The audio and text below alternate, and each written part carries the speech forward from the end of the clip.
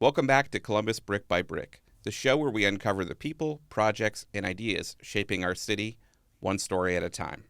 I'm your host, Jon Styer, broker and owner of Styer Real Estate Professionals, a boutique production-focused brokerage committed to helping agents grow thriving, scalable businesses through personalized coaching and hands-on support. Every week, we sit down with entrepreneurs, visionaries, and community leaders who are building Columbus in unique and powerful ways through business, real estate, and bold ideas that are impacting our city. Today's guest is someone whose work beautifully blends business and purpose. I'm thrilled to welcome Kathy Chiero, founder of the Kathy Chiero Group and the driving force behind DownSize Columbus, a transformative initiative helping people navigate the emotional and logistical challenges of transitioning into a new chapter of homeownership. In this episode, Kathy shares how her mission evolved from traditional real estate into a heartfelt community-driven movement. We'll explore what inspired her to create DownSize Columbus and how her background in broadcasting shaped her communication style. We'll dive into leadership lessons, creative client solutions, and the growth of a business that serves not just a market, but a mindset, as well as the trends she's watching as Columbus continues to grow and change. So whether you're in real estate, in transition, or just love a great story about human connection, this one's for you. Let's get into it.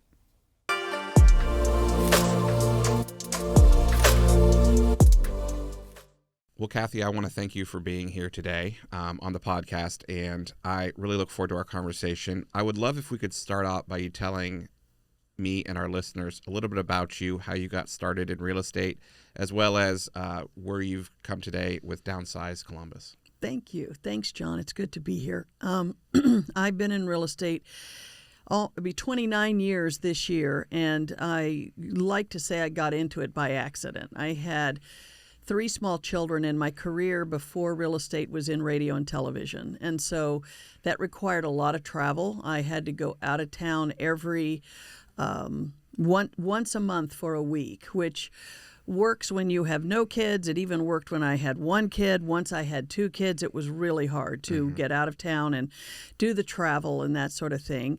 The other thing that is from my history that played into this is I was raised in an Air Force family where I moved a lot. So I always had this sort of back knowledge of buying and selling houses. My parents had done it a lot.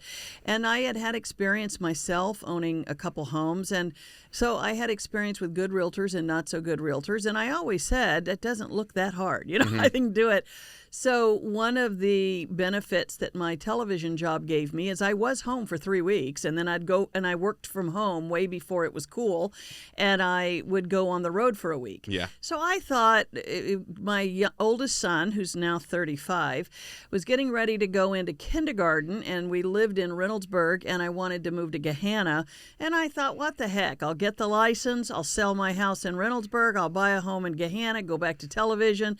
But I'd done the math, and I saw how much it cost to get a license, and I knew I would triple that in the sale and buy of a home. So that was 1996, and that's the whole reason I got a license, was to move from Reynoldsburg to Gahanna. Little did I know that October of 1996 was the month and the year that interest rates dropped below 8% for the first time. So I unknowingly jumped into a boom. Okay. And all of a sudden, I thought, this is the easiest money I ever made. Right. I could hold an open house, pick up a few buyers. I was off and running. So I ended up ending my TV career and getting into real estate, honestly thinking I'll do this for a year or so. And that was 29 years ago. Yeah, 29 years ago.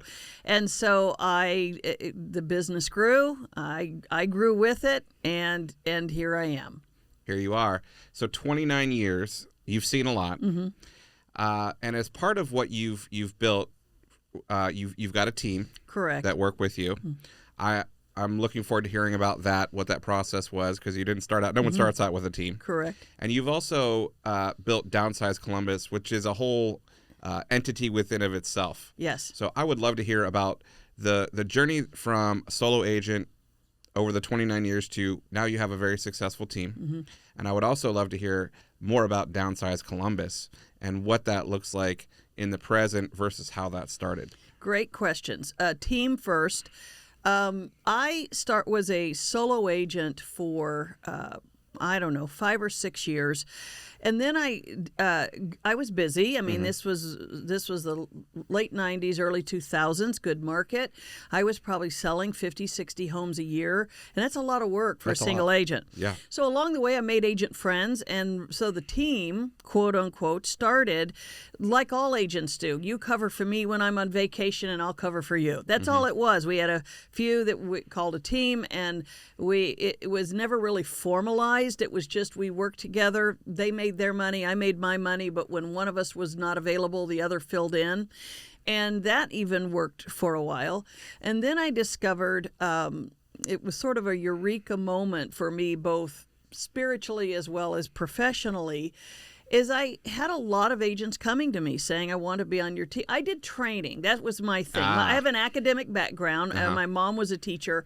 So the various brokerages I've been with, I always did real estate training. And so in the process of doing that, a lot of younger agents or newer agents, I'd say, would come to me and say, are you building a team? I'd like to be on your team. So it kind of grew by accident. Again, I had agents, but it was never well run. It was never sort of, kind of made up the rules as I went. And then when I came to Keller Williams, I had the opportunity to hire Shirley Sandridge, who is still today 10 years later, is still my administrative assistant. And Shirley really came to me and said, look, if you're going to run a team, she said this nicely and gently. She had come from running a very large team. And she said, you're really operating a business within a business. You really need to operate it like a business. And so she really instituted protocols, contracts, all that. And I had to wake up one day and say, okay, if I'm a leader, what would a leader do? And I had to really learn how to be a leader, which meant to create something that people wanted to follow, to cast vision so people knew what they were following, to identify talent so I knew the place and the role that everybody played. I just thought everyone was like me. I thought everybody just kind of wants to be in this party together. And I learned that no, that 1% of us are leaders and followers are born followers. And if they're a follower, they want to know who their leader is and what their part is in the big picture. So I had to train it still am today, to train myself to be a leader, to say, what am I building here? Who do I want as partners in that building? And how do I make each person feel valued as part of the whole? And how do I wake up every day making someone else more successful? And that's been really a 10-year process that I'm still learning. Even this week, I had to realize a mistake I made and gone back to one of my team members. We had a pretty frank conversation, and I had to go back to her and say, you know what? I've been really thinking on what we talked about, and you're absolutely right, and here's the changes I'm going to make, to be a better leader for you. Good for you. So it's ongoing every day. But so over the years today, I believe, probably selfishly, but I believe we have one of the best run teams in the city. We run like a team, like a business. I have contracts, I have payroll, I have bookkeeping, I have, we meet every Tuesday morning. I think we miss maybe a couple Tuesday mornings a year where every meeting 1 out of 5 are in person. The rest are on Zoom, which was a COVID lesson. But we meet, and every meeting starts with, what issues did you face this week? What problems did you have? Let's talk about resolving those. Then we go into, usually I've learned something that week, share that lesson. Then we go into everybody's business. What do you have coming up? What buyers are you working with? Surely, from a management standpoint, we have a Excel spreadsheet of all the business coming up, all the business ongoing. We're a very event-centric team. We talk about upcoming events, what everybody's role is in those events, and then we settle any upcoming business. What do we need to cover? We often have guests on that meeting, so that you're being introduced to resources, leaders, people who are good at what they do. So we now know, Do I need a land specialist? I know who that is. Yeah. Do I need a good roofer? I know who that is. So I try to make those 1 hour meetings of value that everybody walks away with something. It keeps us cohesive, keeps us together.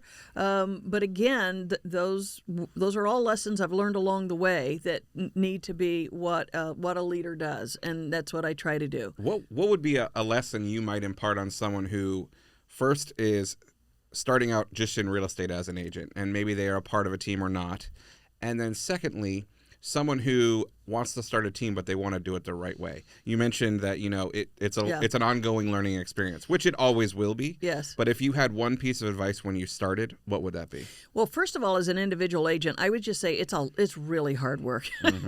I mean, if if you're out there and you feel like you're failing and you're the only person out of 10,000 agents that are failing, number one, you may be failing, because a lot of agents are right now. It's a struggle, especially those first couple years. And ironically, with all of the social media and electronic tools we have, I think it was a whole lot easier when I got started and you had to go knock on doors. It was much more relational. It was much more one-on-one.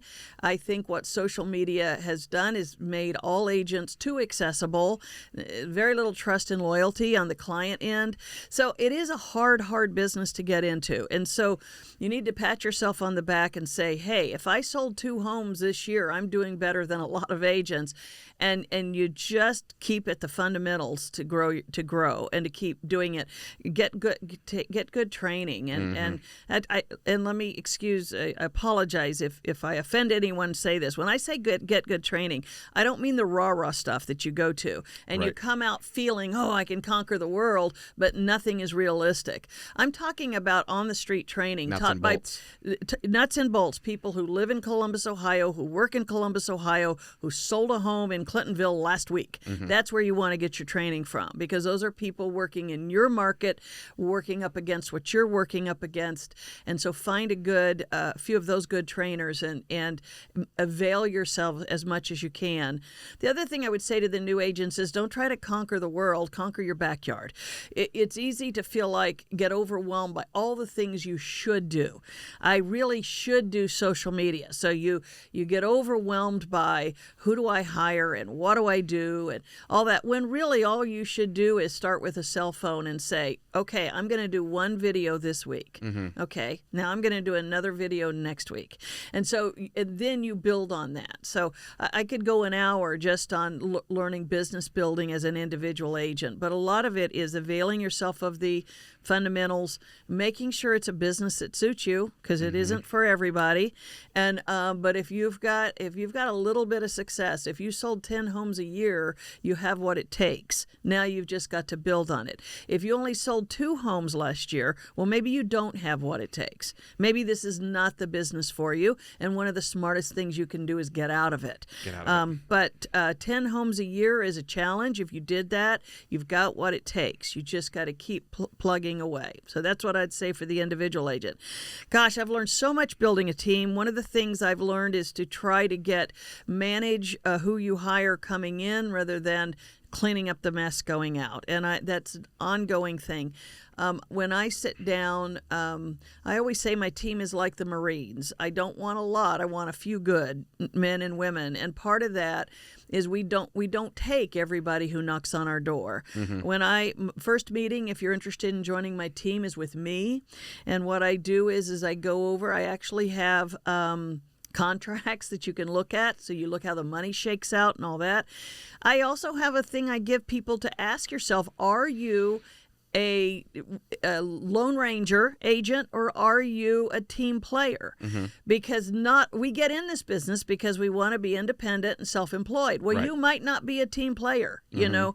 And so what I get is a lot of people who are struggling in this business, and they think if they join my team, they get crumbs from my table. That's not how I work. What I'm looking for is the individual agent who knows by knowing themselves that they are better off working in a complementary, cohesive environment of other agents, and they really don't want to be on their own.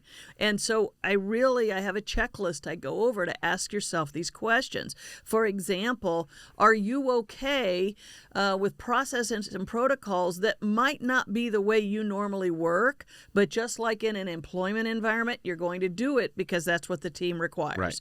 So if Shirley says you have to have all your paperwork signed by Wednesday in order for you to be in the MLS by Thursday, and you're a person who's used to traveling around with your paperwork on the back seat of your car, my team might not be for you, right? Because that's a rule. That's what you've got to do.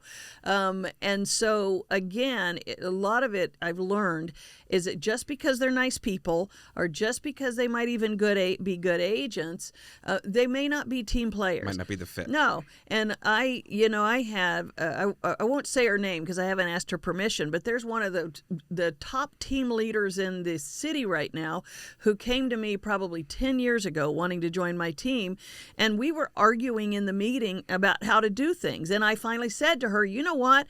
And I like her, I love her. She's a good friend. I said, you know what? We would kill each other. Yeah. Because you're not a follower. You really need to go be a team leader because you have great ideas. You have your way of doing things. It's not my way of doing things. So we would end up, you can't have two heads. And today she's one of the top agents in the city with her own team.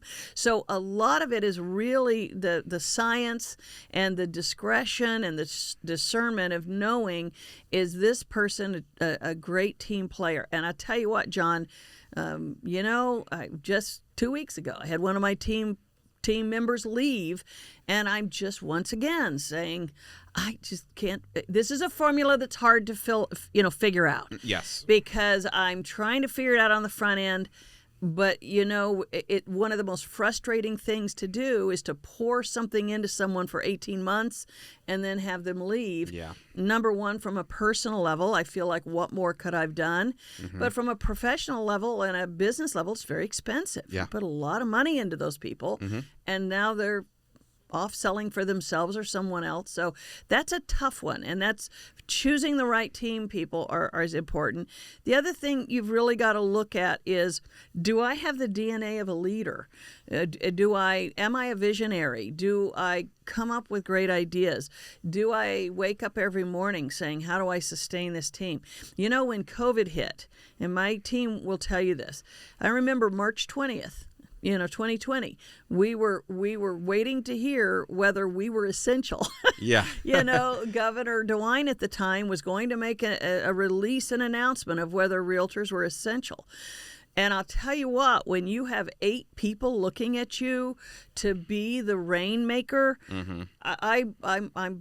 I'm a Christian. I operate my business by faith and prayer, and I was literally on my knees. I said, God, whatever happens today, you show me how to keep these people with mortgages paid and families fed.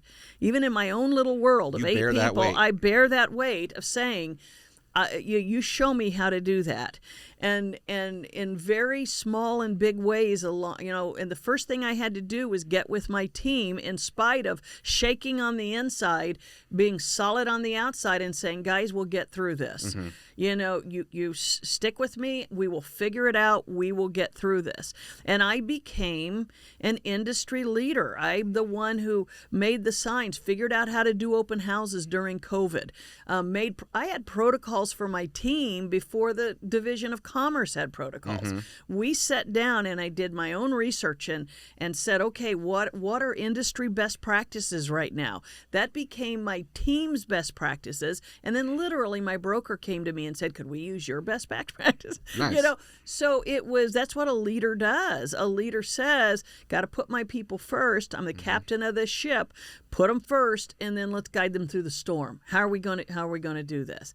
And you got to know, if you're going to lead a team, you've got to know you have that character to do that. Can you do that? Can I do that? Because if you're not, it's interesting, during this period, my son, who's today a realtor, but back then he worked with mortgages, he worked for a local mortgage broker, and they accidentally sent out an email at the beginning of COVID that had a thread on it that shouldn't have been shared with everybody, and it was the leadership of his, still today, a major mortgage brokerage, panicking and saying we don't know what we're going to do and we're all going to be broke and so that caused my son, who was a young mortgage loan officer, to panic, and he sent it to me, and I said, Christian, I said, here's the deal. First of all, that was a mistake that should not have gone out to the employees. Yeah. But you keep your head on. This is not the end of the world. You will make this through this. You're smart. I mean, I had to step in and do what his leader should have done, right, because it was a scary time for everybody. So sure again, you got to know as a leader you have what it takes to do that. Well, that was all very sound advice, and I thank you for sharing that. In regards to your team, you do experience churn, you grow and you shrink. Do you feel for your team, and I know every team is different, but I'm sure you've put thought into this, do you feel that you have like a sweet spot that you want to be at? If the perfect candidate kept coming to you to join your team, would you grow infinitely? Do you have somewhere where you feel like this is where it's best for us?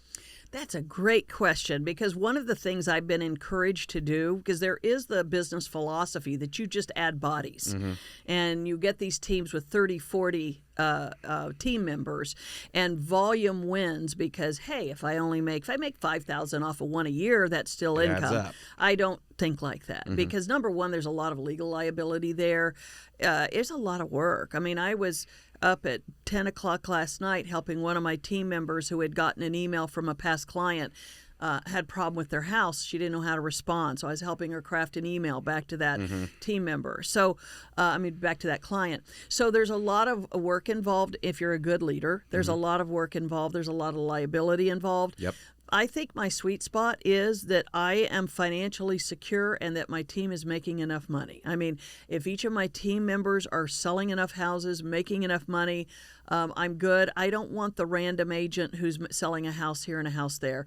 That's more liability than it is beneficial to me. Completely. So I'm always open to new team members, but I didn't finish. I forgot I didn't finish. After they meet with me, there's 2 other meetings they go through before we, and I'm saying we as a team, leadership, decide, yes, that's a good fit. And also, too, 50-50, John, 50% of the time, the agent themselves decide they're not a good fit. Which kudos, it's fine. That's fine. And that's fine. After they hear, our expectation, after they hear the money, whatever it is, they say, Kathy, thank you very much, not a good fit. I think, good. That was a mistake avoided. Yeah, if you self-select out, then you made the right decision for everybody. Absolutely. I'm not going to chase you. Right, exactly. Yeah. Well, very insightful. I would love to shift gears a little bit. I am excited to hear about DownSize Columbus, starting out with the inception. How did that start, and how did you build that to what it is today? Wow. Well, first of all, my business has always been seminar marketing. Again, because of my radio, TV background, and an academic background of doing teaching, it was a natural fit. I've never had a problem standing in front of a crowd. Microphones are my best friend. Even doing social media, looking at a camera and talks is what I've done my whole life. Not a big deal. So when I first got in the business, obviously this is pre-internet, so some of our listeners weren't born. Yeah. But when I first got in pre-internet, seminar marketing was a big deal. Everybody was doing home buyer seminars right then.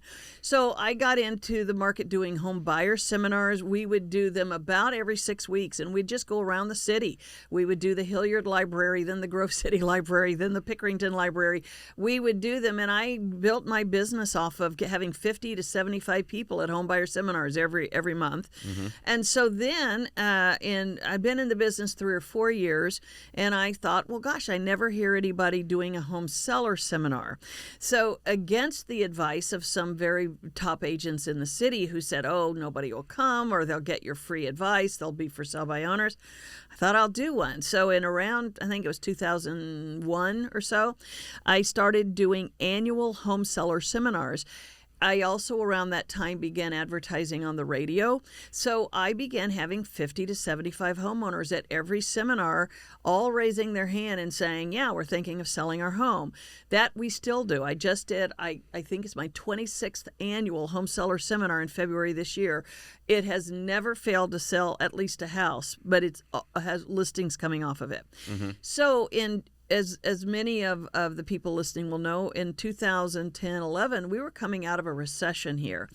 And I was thinking, I bet along the line of home seller seminars, I thought, I bet there's a lot of people who need to downsize and have held off doing it because their home values have just plummeted over the last 8 years. Let's do one seminar for that group where we talk about downsizing, and it was 2012 going into 13. And I thought, yeah, okay, let's do one seminar. And it was proverbially and literally on a napkin at Panera. I wrote down DownSize Columbus. Let's call it DownSize Columbus. Let's do, I was already doing radio. Let's advertise it on the radio. And then I thought, I think this is a great idea. So, and as a realtor, I'm coming out of the recession too. It wasn't like I was flush with money. Everybody was going through this. I was one step from unemployment myself, but I had a credit card. Yeah. And I thought, it's a great idea. I think it's a great idea. And because of my radio TV background, I thought, I know I could do radio ads. And so I knew that old people, of which I am now, that listened to 610 WTVN. I knew they listened to Rush Limbaugh, and at the time, so I just thought to myself, how much am I willing to risk to get a group into a room to do this? And I capped myself. Actually, there was another agent involved at the time. We literally put our credit cards on the table at Panera, and I said to him, how much are you willing to risk? I said, I'll risk 5. And he said, okay, I'll risk 5. And I said, I'll risk 10. He said, okay, I'll risk 10. And then I said, would you risk 15? And he goes, no, I'm not going to risk. So our budget was $20,000. Okay. Healthy. So we set the budget. It's healthy until you start buying radio, TV advertising. Yeah. But we bought 3 weeks worth of advertising on 610. We got, I think our first location was the Dublin Community Center, which is gorgeous.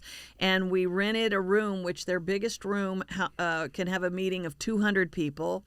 And I began just talking around, and again just came up with, well, what if someone's downsizing? What are they? Who do they need to know from? Well, they need to know from a realtor, an attorney, a financial planner, getting rid of stuff, which I found out was a whole world in and of itself. So I got an attorney, a financial planner, an auctioneer to be there. And then I begged, borrowed, and pulled in favors from, I think the first event had 13 vendors. And all of these people paid to play. And honestly, it was just I remember talking to Brad Hughes from Roman L.A. and Hughes on the phone. Brad, would you sponsor a table at my event? Well, I don't know. How many people do you expect? And I'm thinking, I hope 10, 20. I don't know. But I said, Brad, I'll be honest with you, I've never done it before. But you give me $800 and I'll do my best. And so that's the way I did it. Phone call after phone call. Got 13 people. I think that first event, I don't remember, John, but we may have broken even in our expenses. I don't remember, or it cost us a little bit of money. Still a win. But the ad started running, and then 2 things happened. Number one, we filled up 200 spots in 3 days of advertising. Wow. And I thought, whoa, we have a new problem. So that our first event was March of 2013. I talked to all my vendors and my speakers. I said, look, could we do another one in April? We filled that one up. And then I said, okay, guys, I'm sorry, we're going to have to do another one in May. And then we had to cut it off because everybody got busy. So we had 600 people sign up that first year. And I thought, oh my gosh, this is a niche. The other thing that began happening because we were on the radio is all of a sudden businesses were calling us saying, hey, we just heard the ad from DownSize Columbus. How do we get involved? We sell hearing aids. We do moving services. We clear junk. We whatever was tied to this group, one said we do security systems for people's houses. We started having people raise their hand and say, we'd love to be part of that event, because we serve this group. We had the Columbus Expo. At that point, the Columbus Dispatch they called us and said, how do we be a part of your event? Because we have trouble getting people to ours, and we heard you had hundreds of people at yours. How do we get there?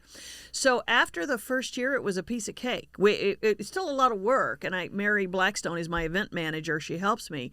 But after that, we started we do it once a year, then we started doing them twice a year. It's like doing a wedding twice a year, but we now have the system down. What's come out of it? We sell homes out of every one, first of all. The events now make money. We have enough vendors and people paying to be involved that we make a little money on every event. Each event costs me between $30,000 and $40,000. But again, we now have about 30 vendors, and we have speakers, all of whom pay to be a part. So the event makes money generally for us. What I learned from that is if you're going to do something like this, you got the event is the splash, but the business comes from follow-up. So we had to have a very good CR system, had to hire an ISA to begin follow-up, because one of the mistakes I made, John, was thinking that everyone a year from now would remember me because they came to this event. What I had learned a very hard way is that people thought I was an event planner, didn't look at me as a realtor. Right. So I had to change my logo to the Kathy Chiero Group with DownSize Columbus on it. So everywhere you see the Kathy Chiero Group, you see DownSize Columbus. We had to have continual contact. Most of our database gets 10 to 12 contacts a year. And so today it's about 20% of my six-figure income all comes from DownSize Columbus. And it is a juggernaut. It's become the brand locally for We couple things. Number one, we now have about an 8,000 person database, largely from DownSize Columbus. And then we also started getting phone calls from all of these very, very high-end communities like Friendship Village, Wesley Glen, all the Wesleys, Thurber House, all those, because they started recognizing, hey, there could be a win-win here. Sure. Why don't we have Kathy Chiero come speak at our multi-million-dollar facility? And that gives us a reason to invite people in to learn, taste our food, which is one of the main reasons people go to these places. And so not only was I giving them a very, very high-end service because we do very good presentations, but we were getting out of every one of those events, we were getting 15, 20 registrations from people. Well, they would have 60 people at these events. We would have our own registrations, and 15, 20 people would say, yes, come meet with us. So we have the endorsement of that very nice facility. So we're a warm call coming in. Right. And we're meeting with people who have gotten up in the morning, gotten dressed, come to an event, raised their hand saying, I need to sell my house. Which is half the battle. And again, just learning to follow up. So today, DownSize Columbus is in its 13th, 14th year, but we do them twice a year, so we've done 30, 35 events. And in addition to that, lost count, we've done dozens and dozens of smaller seminars. We try to do a seminar a month. Like just last night, I had a seminar online. We had about 30 people attend who on home inspections. And next month, we're going to do one on condos, on condo buying. So we try to do an in-person or virtual seminar every month, so that the reason we do that is so that 5,000 person database does not cancel us. Go away. They know every month we're not spamming them. We're going to bring them something of value. And so wherever they are in their process, they know that once a month they're going to hear from the Kathy Chiero Group with a seminar that they may or may not want to attend, but once a year they're going to hit one that say, yeah, that interests me. We had over 100 homeowners on our seminar about commission structure and how that's changing under the new NAR laws. So why are 100 people attending that? Well, obviously they care about realtors' commissions, which the next thing that tells you is they may be thinking of buying or selling a home. Totally. So immediately, ISA gets on the phone, starts setting up meetings with those people. So that all goes back to lead generation. point of lead generation is keeping your face in front of people and bringing them something of value. So DownSize Columbus has been everywhere I go. They may not know my name, but when I say, I do a seminar called DownSize Columbus, they'll say to me, oh, I've heard of that. This is another awesome thing about this event, is that this event is, when I talk about cost me $30,000 or $40,000, $20,000 of that, about $25,000 of that, is radio and television advertising using my name, my face, everything, and it's paid for by somebody else. Love that. Yeah. So I'm on Channel 4 doing commercials. I'm on 610 doing the ads, and I didn't pay for a dime. Mm-hmm. It's paid for by somebody else. And you're still marketing for them. Absolutely. In that they want people to come to the event. Absolutely. They're thrilled. We have very little vendor cancellation. A lot of our vendors, one of the things Mary's great at is they sign up for the next event. We have contracts for each of them. They sign up at this event. They get a folder on their table, and they're signing up for the next one. Yep. And so we have, and our vendors are thrilled, because one thing that's really missing in marketing in an environment is, yes, everybody's internet connected and social media connected, but especially that demographic, the over 55 demographic, they want to meet you. They want to shake your hand. Sure. They want to talk to you. And that's so how they again, grew up doing business. That's right. And they are internet connected. They all have emails. They do that. But at the end of the day, if they're going to hire Kathy Chiero, they want to meet you. Yeah. They want to say hi to you. They want to shake your hand. They want to tell you about their story, about their home in Clintonville or wherever. And they want they want that one-on-one. So this in-person marketing, our vendors are thrilled. They're meeting these people. Yeah. They're getting there. And the other thing they get is the database. Yeah. Part of their entry fee is they walk away with our event requires name, physical address, email address, and phone numbers in order to register. So every one of these vendors are walking out the door with an Excel spreadsheet of these people who they met at this event. And that data is so valuable. Yeah, it absolutely is. And so now what I'm doing is I've spun off and doing a lot more social media. And so I'm doing a lot of videos that involve downsizing. That's nothing we'll talk about if you want, but it's my next phase is to start doing a lot more video media. I put mileage on those. I text that to people. I send them out to people saying, hey, I know you're thinking of downsizing. Here's a video I did where I spoke to one of my clients about how hard it was to get rid of stuff. So that becomes a whole different arm of marketing to center in on that brand of the downsizing homeowner. If you've been listening to this podcast, you know that I believe in building real estate businesses that are scalable and sustainable. And that's exactly what we help agents create at Styer Real Estate Professionals.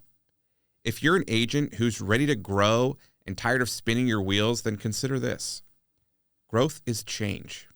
At Styer Rep, we coach to your strengths, match tools to your style, and help you scale your business without burning out.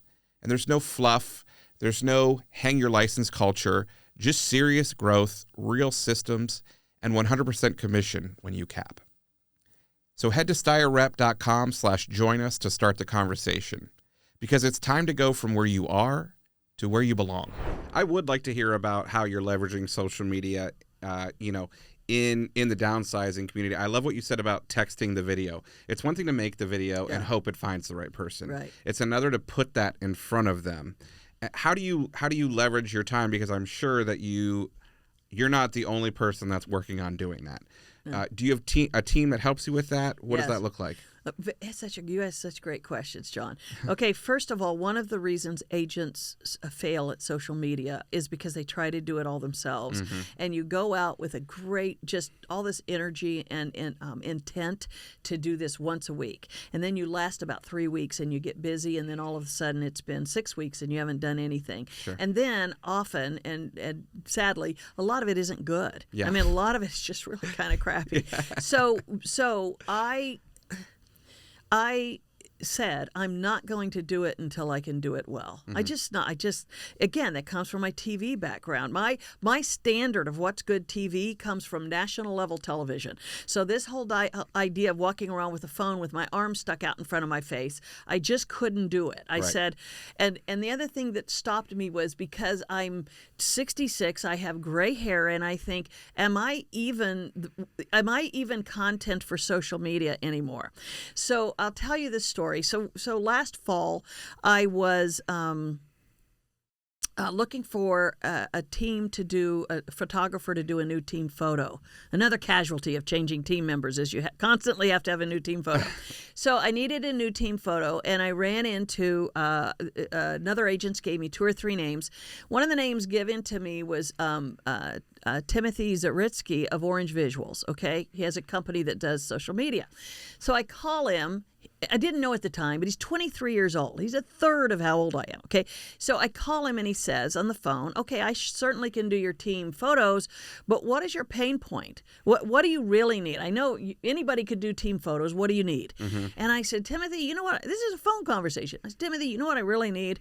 I am really bad at social media. I suck at it. Mm-hmm. I don't know how to do it, don't know how to do it well, don't know where to put it. I said, my demographic only does Facebook. To this day, I think I'm on Twitter, but it's not because I do it. It's somebody else does it. I don't know. I don't even know where I should be. So he said, well, let's meet. We met. And before I was done, I had hired this young kid to do my social media.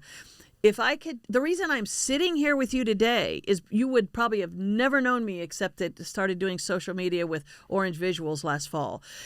What I learned from all of that is I'm just not good at everything. And at some point, if you want to grow your business, you've got to hire the people who are good at it Completely. to take you to that next level.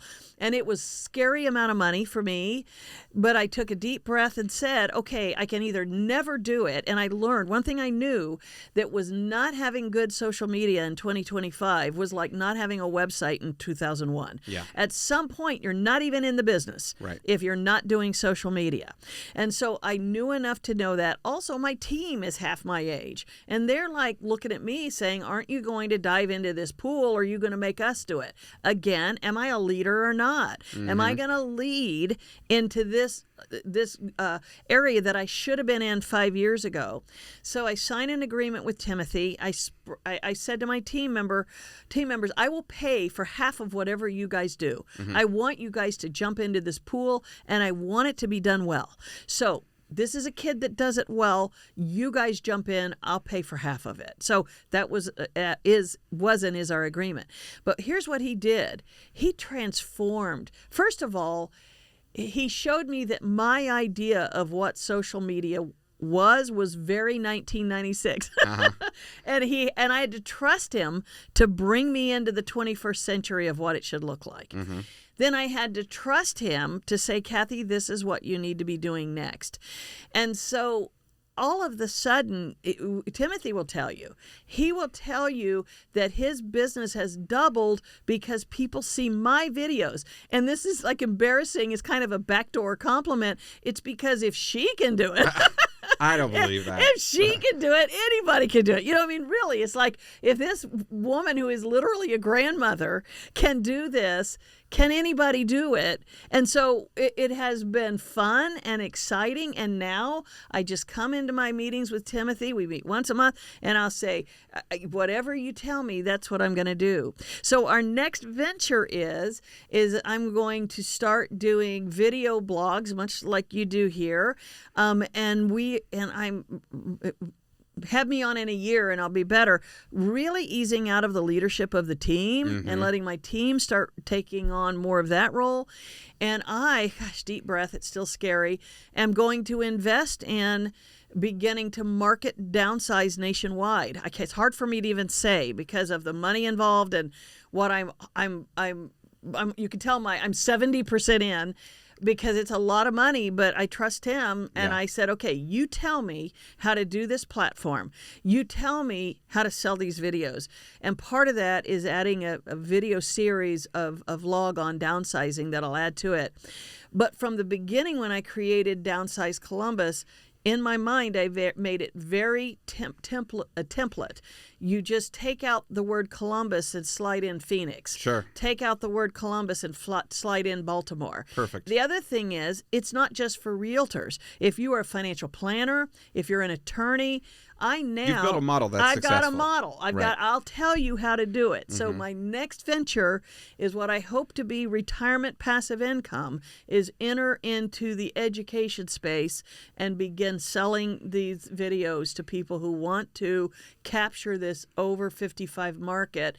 I'm going to sell them a template of how to do it in your city. And then, again, at the same time, really establishing the roots of the brand here in Columbus by doing an ongoing video series aimed at that market. So that's the next chapter as I move out of the day-to-day selling of real estate to enter into the education side of it and enter that market. So put me down a year from now and we'll see where I am on that. 1 year from today, you're going to be back. Yeah. You just Isn't said that a lot scary, of really neat though? things. Well, Isn't it is, that- but it's 'cause exciting. But you're doing the same thing in your space. And tell me that is one of the things I learned, John, is that everybody thinks that if you're a realtor, you're an entrepreneur. You are not. 99% of them are self-employed. Yeah. And they're looking, but they're very little risk. And I tell you what, an entrepreneur is that person who gets to the edge of the diving board, doesn't see the water there, but thinks the water's there, has done the research to say the water's there, and I'm going to jump in. Yeah. And most people will not. I look around your beautiful studio here. That's the reason I asked about it when I came in. Because do you know what I see? I look around and see this is an entrepreneur. Because you put money into what you're doing without knowing if that money is going to pay off. Do you know one of the hardest things I've tried to spread to downsize across the country for about 6 years now, because I get phone calls every month from realtors around the country who Google downsize, get me, and say, "Wow, that's a great idea," and I have spent countless Zoom hours giving of no charge of my knowledge to these agents. You know, one of the first things they say is, "Well, what does it cost?" And then when I tell them what it costs and I say, "Look, you're responsible for going out and getting that money," they're out. Yeah. Because the risk, they can't see the reward because of the risk. And so I that's my next step, is to say, okay, let's go find those people. Sure. Who are willing to be Jon Styers, who say, yeah, it's a risk, but Kathy's already proven the reward. And the only difference between Kathy and me is I live in Phoenix. Yeah. And so we're not marketing the same people, but there's over 55 people in Phoenix. Sure. And it is a burgeoning market. I'm going to go grab it.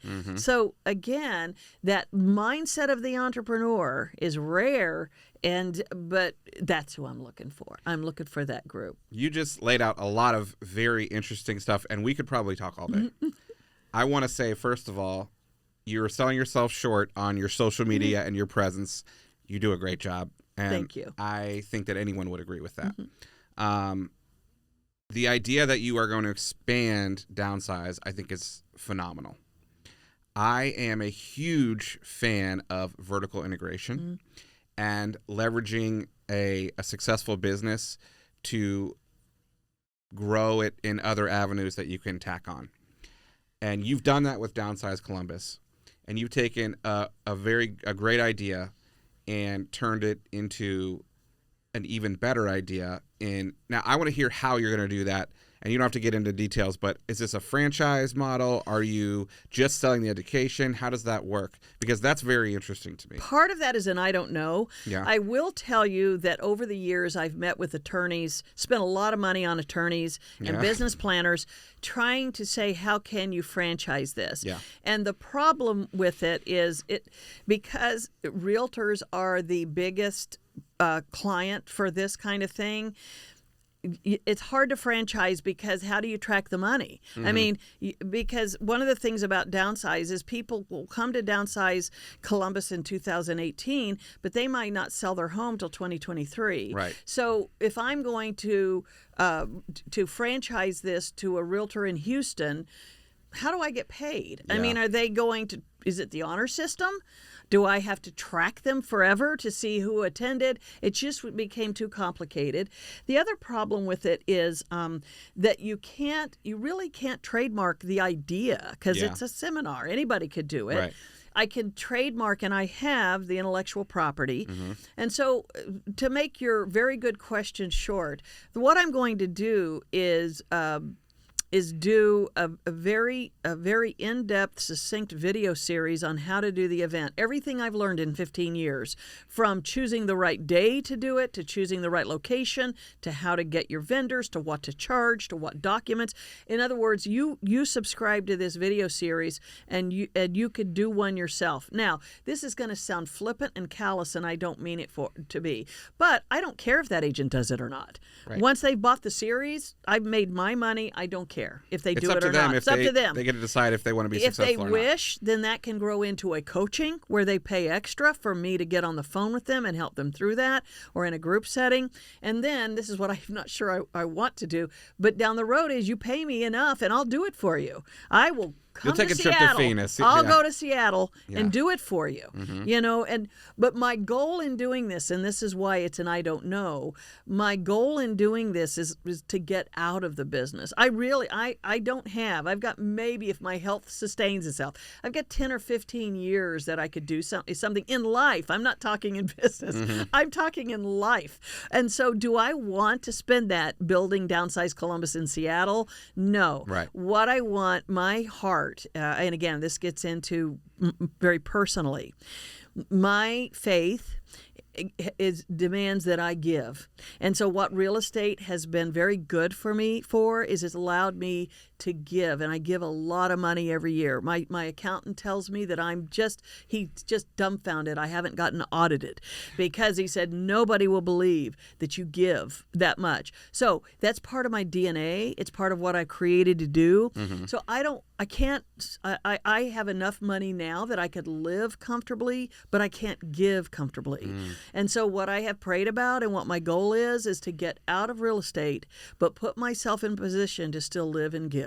And so if I can set up a stream of passive income, then I can give, but I can go on and do whatever my husband and I say is next. And I guarantee you it's not showing houses on Saturday. Right. It allows me, frees me, let my team continue to run with a solid group of people who are benefiting from that 5,000, 6,000 person database. They continue to run. I make referrals off of that. But then we have this, hopefully, Timothy, I'm relying on you, this machine set up that we continue with very little effort on my end to continue to make money off of the education that I provide of 30 years of experience. And so, again, it's jumping into that pool for me. You're an entrepreneur. Yeah. You're investing in an asset. Yeah. This is the next phase. And right now, my asset is my knowledge. Yeah. That is what and honestly, I look back and I can, when I doubt myself, can I do this? Should I do this? Every job I've had up to now prepares me for this. My radio, my TV, my teaching, my real estate, my DownSize Columbus. You put all that together, what do you end up with? Education videos is what you end up with. Sure. So that's my goal, is to take that and put it out there and again, gain a passive income doing that. And so anybody who's done that, let me know, because I'd love to learn from them. I'd love to learn next steps on how to do that. Perfect. Yeah, and I'm sure that there are people out there who maybe haven't done that exactly, but have done similar things that would be willing to share. And I'm a big, and it sounds like you are as well, proponent of the abundance mindset. Absolutely. And so I'm sure you will find what you seek. This has been fascinating. I am so glad that I invited you on. I knew that when I did that it was going to be a great conversation. I want to ask you a few more questions before we wrap up. And I usually ask all my guests the same thing. And you kind of hinted on this too, but I still want to ask. Legacy. What do you want your legacy here in Columbus to be? And one more piece of advice for someone who's maybe thinking about getting into real estate. Oh, gosh, if I might cry when I talk about legacy, because legacy always ties into my children, okay? One of the things I would say to agents is your reputation is so important. I mean, especially in this industry where one wrong word getting yourself on one wrong video, one lie, one thing you did. Totally. It can destroy your legacy. I have my youngest son. His name is Christian, and he's a realtor. He's not on my team. That's purposeful with both of us. But one thing he said to me was that he used to not like to tell people his last name. He goes, when I told him I was a realtor, I would say Chiero, and they would immediately say, "Oh, is your mom Kathy Chiero?" And he goes, I wanted to earn my own stripes. I wanted to be good because I was good. Totally. I didn't want people to think that the only reason I was successful is because you were my mom. And he said to me recently, on my birthday this year, which was in April, I was actually in a conference in Florida, and there was a question that said, "What do you want your legacy to be?"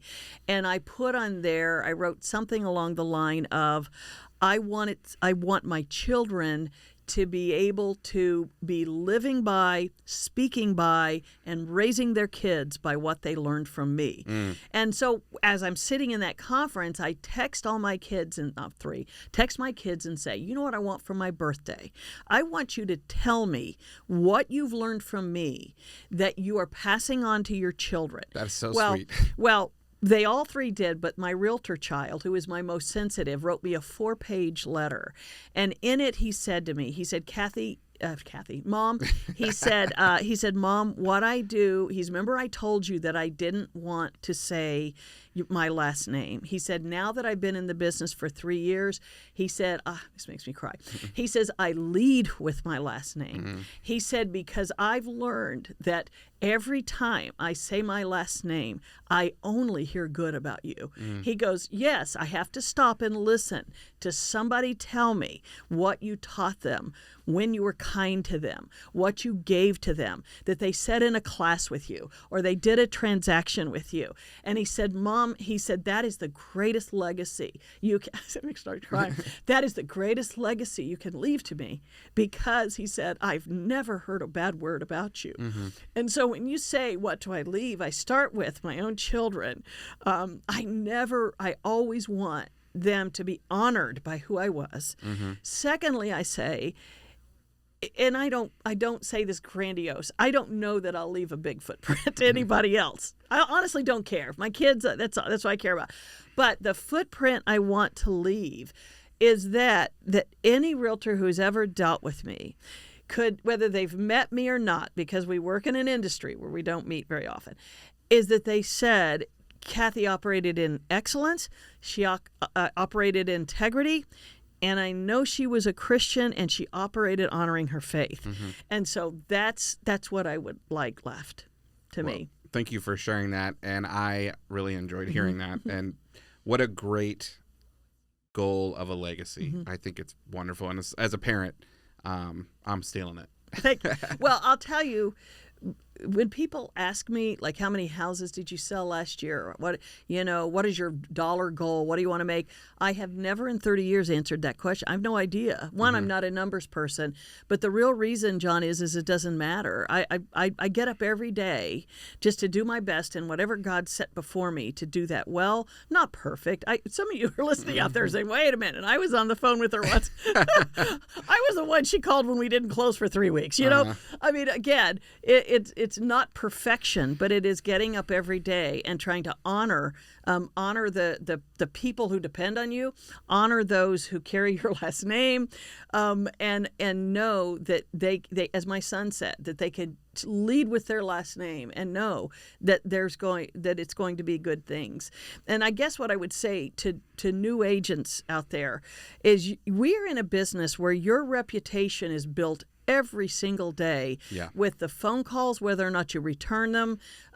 My son, young realtor, calls me and goes, Mom, why don't realtors return phone calls? Why don't realtors, as simple as a text, why not, and I say, because they're not good at what they do. That's the bottom line. Not good at what you do. Your reputation depends on you every day acting in courtesy, acting with respect, responding to phone calls, responding to emails, responding to text to the best of your ability to do that. And I'll tell you what, tell how old I am. I call it the water cooler conversation. You're being talked about whether you know it or not. Yeah. We work in an industry where I may never meet you, but I'll hear your name. I'll hear your name because of the reputation that you built in the last transaction you had. And I want that reputation. One more story. I can't tell you how many times a realtor has come to me we've had a transaction together and there was a problem at the end. And every time I'll talk to that realtor and I'll say, okay, how do we resolve this? And they'll say, it's a hot water heater and we missed it. Well, okay, how much is a hot water heater? $1,000. Why don't I put in $500 and you put in $500? Problem solved. Okay. And I have lost account the number of times a realtor has said to me, you know what, I went to my broker, or you know what, I went to my team leader, and they asked who the realtor was, and I said, Kathy Chiero, and they said to me, you won't have any problem at all. Why? Because a reputation has been built to say she's going to do the right thing. Make the phone call, she'll do the right thing. That's the reputation you want in this industry. And you've built it. Congratulations on that. I know you're preaching to the choir. I preach reputation day in, day out. It is everything. It is so difficult to build. It takes years to build. It is so easy to tear down. So from someone who likes to think they have a good reputation to someone that definitely does, thank you for sharing that and being on the podcast. I would love to share with our listeners and followers where they can find you if they're looking for your services or DownSize Columbus, or they're ready to build their own DownSize Phoenix or wherever. Thank you, John. First of all, because I'm so old, I have a great phone number. Okay, please share. I go back to the days where you could choose your phone number, and my phone number is 614-218-1010. Nice. So I got a great phone number, but my website is ourohiohome.com. You can make contact through ourohiohome.com. And I would love to talk to anybody, whether or not you're wanting to join a team or do anything. Just if you have questions, ways I can help you.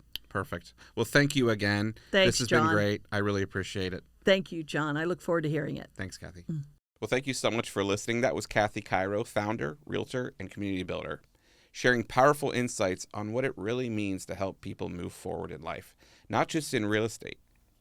From starting DownSize Columbus to training a team rooted in empathy. Kathy reminds us that the most meaningful work happens when we lead with purpose. Her story is a reminder that success in business isn't just about growth. It's about impact, trust, and connection. I want to give a big thank you to Kathy for joining us and giving us a behind-the-scenes look at what it takes to build something lasting here in Columbus. And if you enjoyed today's conversation, I want you to please make sure to follow, like, comment, and share. It helps more people discover the stories we're telling, one brick at a time. You can find us on Instagram, Facebook, and YouTube at Columbus Brick by Brick, and explore more episodes anytime at columbusbrickbybrick.com. Thank you for tuning in to Columbus Brick by Brick, where every brick has a story, and we're here to tell it. We'll see you next time.